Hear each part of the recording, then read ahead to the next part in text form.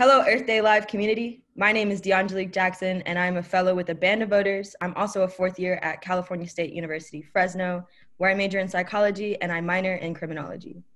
We are all excited to be here with you today to talk about the importance of meeting students where they are to conduct meaningful voter engagement, as well as to talk about how young people can claim their power to break down voting barriers and overcome various voter suppression tactics to make voting more accessible.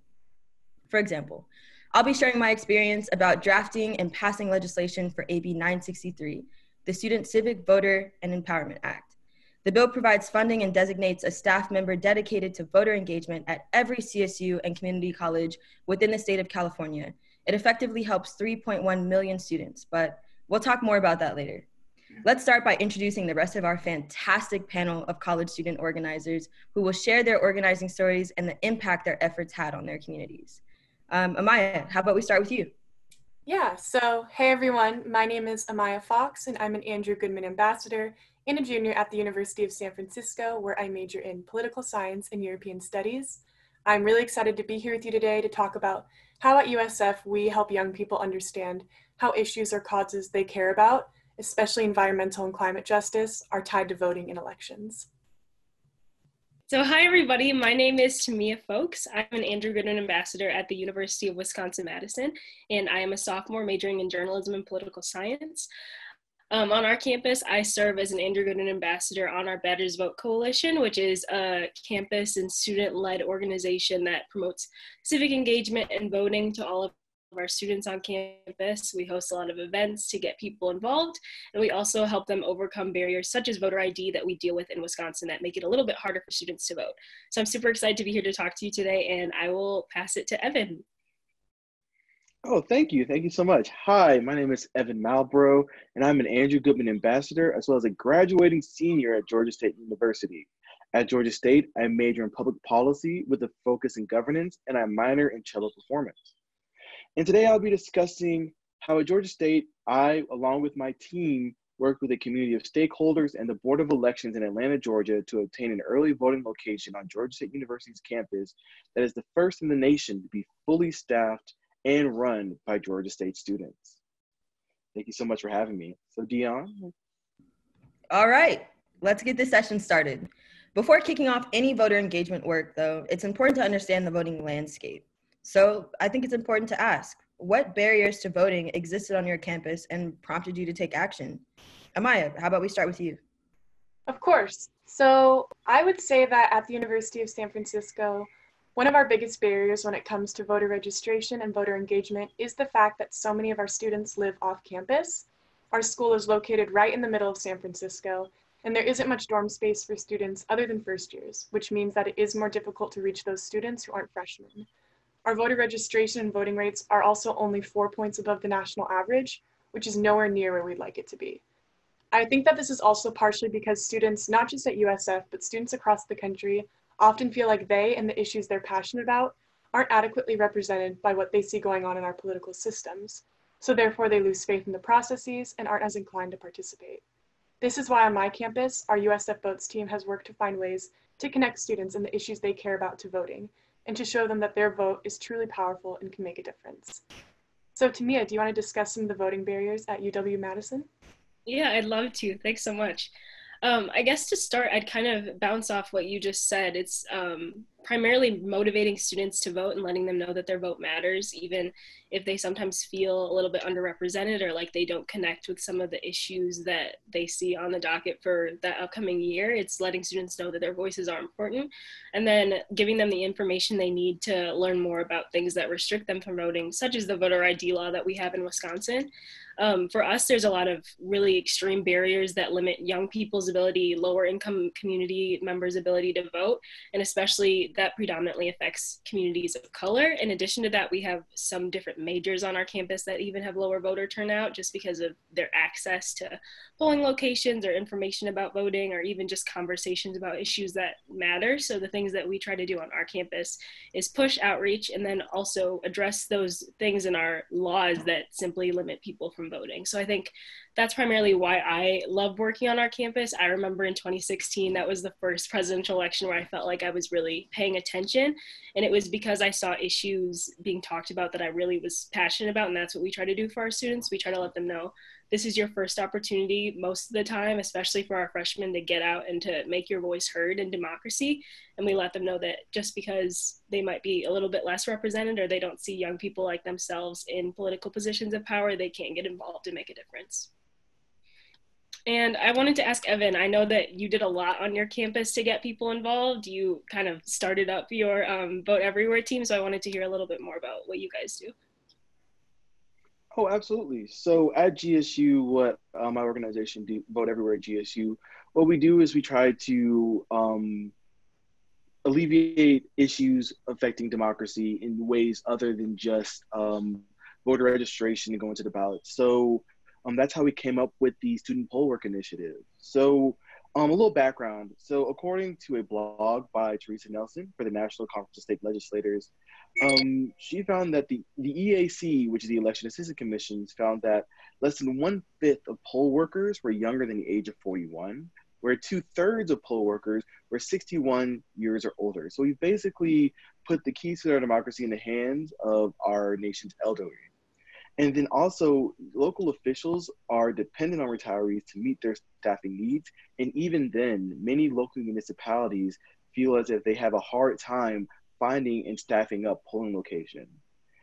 There are long hours, and there's one of the biggest barriers is the fact that there are long hours for polling locations and advanced technology that could inhibit a lot of older poll workers from being able to adapt. So what we're trying to do is diversify that poll worker population so that it's more reflective of our population. You know, it is critical that polling locations have young people working in polls on election day as well as early voting, because it does not only mitigate the issues that I've said before, but it also makes younger people who may be their first time voting, it makes them more comfortable when they can see the face of their fellow student or one of their peers. And Dion, I would love to hear about the bill you got passed in California, as well as the work you do at Fresno State. Yeah, of course. And when you're talking about diversity, I think I definitely resonate with that, especially with the work I was doing in my community. So just some background on Fresno County, where my university is located. In 2014, we only had about a 39% voter turnout. With that being said, Fresno, we're currently the second poorest city in the entire country, with about 73% of our city's population being people of color. So all of these factors come together to basically create a city of low propensity voters, people who are the least likely to show out and vote in any type of an election. So the demographics on my campus are no different. Over 70% of our student body is first generation and or low income, as well as a majority of us are receiving Pell Grants. So we know that the need for financial support is there. We're also a Hispanic serving institution and a Native American, Asian American, Pacific Islander designated school. And we're the only CSU in the entire system to have an African American initiative coordinator. So all of this coming together, you would think that there would be more of an effort put behind educating and mobilizing young people to vote on my campus, because we are low propensity voters. But there wasn't much engagement around the issue. So at the time in 2018, when I first got involved in this, in August of 2018, I had just joined the National Association for the Advancement of Colored People, or the NAACP. I'd recently gone through a training to become a National Civic Engagement Trainer, where I was tasked with educating fellow students about voter turnout and just election issues, education, things of that nature. And it was when I actually had to go through that work that I understood why no one around me was taking voting seriously. It was that we were all trying to navigate this world as adults on top of so many other socioeconomic barriers that we face, that we also have to deal with no one teaching us how to navigate a system, the political system, that should have been second nature to us. It wasn't that we didn't care, it was that we just didn't know. But that's just a little bit of background about what I was experiencing on my campus at the time. But I want to know, like, how did everybody address these issues? I feel like we're all talking about some very big issues. Evan, why don't we start with you? I think it might be helpful if you could share with us a little bit about the Andrew Goodman Foundation. That's who you partnered with on this issue, right? Absolutely. So Amaya, Tamia, and I, we work with a nonprofit organization to increase student voting on our campuses. The organization is called the Andrew Goodman Foundation, whose namesake is Andrew Goodman, who was a 20-year-old college student in the Freedom Summer Movement, who along with James Chaney, Michael Schwerner, they all went into Mississippi in 1964 to try to register African Americans to vote. Sadly, they weren't able to actually get a lot of work done in Mississippi because the second they got there, they were abducted and then subsequently murdered by the police and the Ku Klux Klan inside of Mississippi, right? So what the Andrew Goodman Foundation does is that in their legacy, they work in order to increase youth voter turnout, as well as the civic mindedness and civic engagement of youth in our country. So in continuing this legacy, they created the Vote Everywhere program, which Tamia, and Amaya are in, where we have our own chapters at our universities. For example, mine is called Vote Everywhere GSU. And along with 60 other campuses, we increase visibility. We help create civic engagement activities like the projects that we all have. And then Andrew Goodman Foundation, they provide our campuses with resources, visibility, mentoring, and voter engagement on both public policy and our social justice initiatives. So actually through the Andrew Goodman Foundation, I came up with my poll worker initiative through an op-ed I was working on with them, where I realized that less than 10% of poll workers in the country reflect us. And I feel as if a polling location is in the community, it should reflect our community in every way possible. So if a polling location is on a college campus, it should be staffed by college students.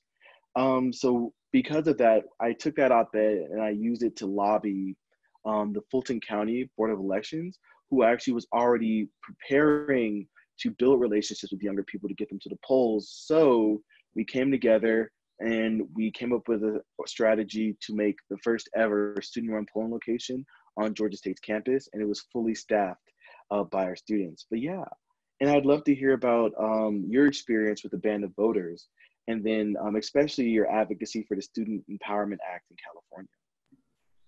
Yeah, no, of course. And that's absolutely amazing what you did on your campus. I'd just really like to say kudos to you. So with me on my campus at Fresno State, in August of 2018, I went through the training to become a civic engagement trainer. And it was between the end of August and mid-October that my unit had done about 15 events, all surrounding voter education and civic engagement, and that we completely had to fund out of our own pockets. So it wasn't easy for us, once again, like just being college students and trying to navigate this system. Meanwhile, a Band of Voters had been trying to reach out to Fresno State for several months during this time to try to provide funding for voter engagement and like civic education. So finally, in mid-October, I think October 17th, we finally connected with Joey Forsythe, who's the founder of A Band of Voters. And I learned very quickly that this organization is really about young people. It's about young activists celebrating our collective power together. And it was with the help of A Band of Voters that we were able to host close to 27 events all around voting. And overall, we saw an increase from 2014 to 2018. We saw a 20-point increase in voter turnout, which that's about 39% to a 56% jump in voter turnout. After that, it was kind of clear for me. I knew that I wanted to become a fellow with a Band of Voters, and that happened shortly after the election cycle ended. It was at a roundtable discussion that we had, I think, in December, where some other fellows began talking about advocacy efforts that they were doing. They were all working on different forms of legislation. And I just kept thinking about how we really needed to focus on education, the realm of higher education, when we're talking about civically engaging young people and getting them to care about this election. And it was from there that I realized that we spent most of our time growing up in school systems, yet our school systems barely discussed this process that we all had to eventually go through once we became functioning adults. From there, Joey took everything that we said, everything we put onto paper, and she put it into action. I was lucky enough to receive a call from her about mid-March to ask if I'd be willing to work on the bill. And of course, I said yes. I testified for AB 963, the Student Civic and Voter Empowerment Act, 3 times. And I really worked tirelessly to make sure that the bill was passed. We knew that it would be worthwhile because it could effectively educate 3.1 million students when implemented correctly. And this is the largest governmental investment in student voting in the entire country. So we knew that we had something that was really important, within our hands. So once it was signed into law on October 9th of 2019, we were excited because essentially what it did is it mandates that all community colleges and CSU campuses, it also requests that those who are within this UC system do the following. Number 1, it requires that a civic engagement coordinator be present on 137 campuses in California. That civic engagement coordinator has to form a committee of students and others to create an action plan on their campus, all focused around increasing voter education and participation. Second, it requires that each campus distribute specific voting and election related information to all students all the time. It's put into their calendar, it's posted on social media, they get it emailed, every form of communication you could think of. Lastly, just to reiterate the importance of this, it requires that each campus post on social media to remind students of specific voter-related dates and information. We are a generation of social media, so if we can't tap into students within that realm, then like our efforts, we need to refocus it there. So that's just what our bill did, the main pieces of it. There was also a lot more that went into it, but in the interest of time, I would really like to focus on Tamia and what you did with the Badgers Vote Coalition. How did you use this coalition that you created to address voter ID issues on your campus? Yes, so we're extremely lucky at the University of Wisconsin-Madison to have a really strong infrastructure of support from our university in terms of getting students involved in voting. However, in terms of voter ID and especially in voter registration, even students face a lot of obstacles to actually get to the polls on election day. That includes having a voter ID that has a picture of a student's photo, their name, their signature, an expiration date that doesn't exceed 2 years. And obviously we have elections every 2 years, every 4 years, we have special elections. So that was a big barrier that we had to overcome in just getting them to students, because obviously, as I said before, this really does proportionally impact students who are in communities of color, who are lower income, who might be working during the times in which our voter ID location in which you can pick it up is not open. In addition to that, some people live off campus and it's an on-campus location. So if you're not always on campus, it just might not be the easiest thing to access. So for us, a really important thing to do this year was to educate students early on how to gain access to that voter ID, to let them know that, for say, if they were an out-of-state student, they couldn't just use their Minnesota driver's license, for example, in order to register to vote. They did have to go and get a voter ID to even just register. And I think in terms of what Amaya talked about earlier, it really is just about education and letting people know what their rights are and what they need to do to exercise those as well. As you mentioned, even, we have a Badgers Vote Coalition, which is made up of students and administration, and we utilize that committee almost twice a month. We meet and we talk about the issues that students are encountering with voting, and we try to address them immediately. And that's been a really strong benefit for our movement. We have information about voting on our school's website, and we also have different polling locations and registration events throughout campus throughout the year. So it's been really beneficial to just take action in that way. But I think peer-to-peer, talking to your friends about the issues that matter to you and registering your friends, even if you can, if you get trained to, is really beneficial for us. And we just love getting people involved. And I think that communication is where that starts. Yeah, and then I wanted to ask Amaya, how did you at USF get people involved, since you have so many students off campus? I'm sure that can be really difficult to address. Yeah, it is pretty difficult, but one thing that you mentioned is that education and communication is really key. Studies show that young people are motivated to get out and vote by the issues we care about. And so in order to increase turnout amongst young people for elections, it's important that we have conversations that show how these issues are directly impacted by voting. So as a USF Votes team, we tried to reach our commuter students and our student body in general by consistently hosting events and panels on the issues that really matter to students, especially climate and environmental justice focused events. We brought in panelists and speakers, both from the university and the San Francisco Bay Area community who have done work to pass environmental legislation and who are experts in the field in order to engage and educate students.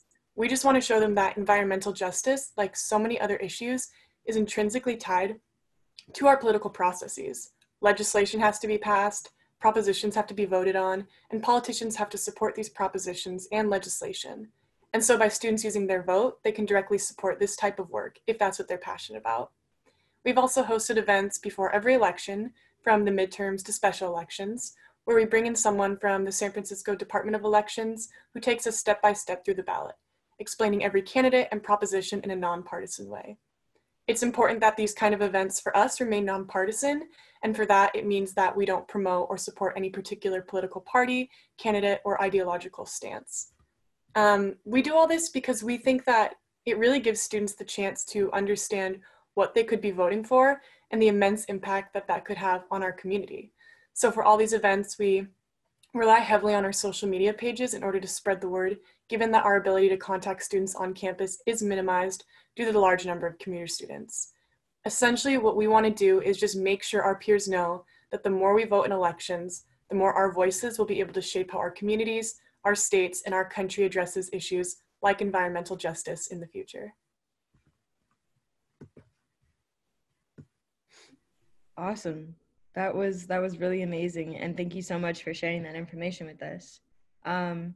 So I think it's time for our final question, and this is for anyone to answer. So how do you guys think that people can overcome these barriers on their own? What resources can they tap into? I know for me, I would really encourage people to check out the Band of Voters website. We have a really great information up on that website, as well as the NAACP website. I'm also telling people to check out their local government websites, like their county clerks websites, as well as ballotready.org. Does anyone else have anything to share? Tamia, Amaya, Evan, do you guys have any resources for students to tap into? Yeah, I'd be happy to share a few. I think to start, the most important thing that I always like to mention is that disenfranchisement and voter suppression is not solely rooted in the laws and restrictions made by a governmental system that prevents people from getting out to vote. We've talked a lot about peer-to-peer conversations and how to engage with your friends when you talk about voting. And I think one of the primary reasons why young people don't get out to vote sometimes is because they either feel like they don't know enough or they feel like their voice doesn't matter. And I think that's one of the things that we need to address right away. It's having conversations with your friends and letting people know that their voices really do make a tremendous difference in elections. And at my university, we had a 53% voter turnout in 2018. And so that's something that we're definitely working to address and to change. We utilize information and conversations and just collaboration between students to get students involved, and also use resources like myvote.wisconsin.gov that has information about all of our Wisconsin elections, and vote riders, which can help a lot of people with voter ID, just to inform students about the things that they can do to prevent being limited at the polls and to really make their voices heard in every way possible. Partnerships and network are a very great way for initiatives to get off the ground. I know at GSU, the reason why we were able to do so much is because we had a great partnership with our County Board of Elections, and they've been a huge help. And we also have an amazing partnership with the Andrew Goodman Foundation that in itself has been invaluable. Another organization I would say to look into is Plus One the Polls. They provide a lot of guidance and assistance in hosting events around democracy and helping spread the philosophy of democracy. For example, they helped us fund a carnival outside of a polling location to attract students to go have fun as well as to go vote. One last thing that I would add is that voting is easier and a lot more fun with your friends. So one thing that you can do that's super easy is to just ask 3 of your friends to register and pledge to vote so that they can claim their power. And then hopefully they do the same. And so you can build that network. It's a really easy thing to do. You can just text them. Yeah, and lastly, I just wanted to add that you can register today even with Earth Day Live. There will be a link available for people to register to vote, and also just utilize all the issues and information that you learn in this conference to just help you decide who you want to vote for, why you feel like you should vote, but definitely register. It's the first step in making a difference. All right, I want to thank all of our panelists, definitely a Band of Voters, definitely the Andrew Goodman Foundation, and of course, Earth Day Live for making this panel possible today.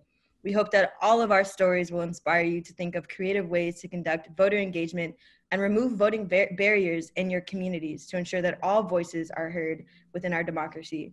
Be sure to register and pledge to vote today using the resources on the Earth Day Live website. Thank you all so much for tuning in, and happy Earth Day. Happy Earth Day. Happy Earth Day. Happy Earth Day.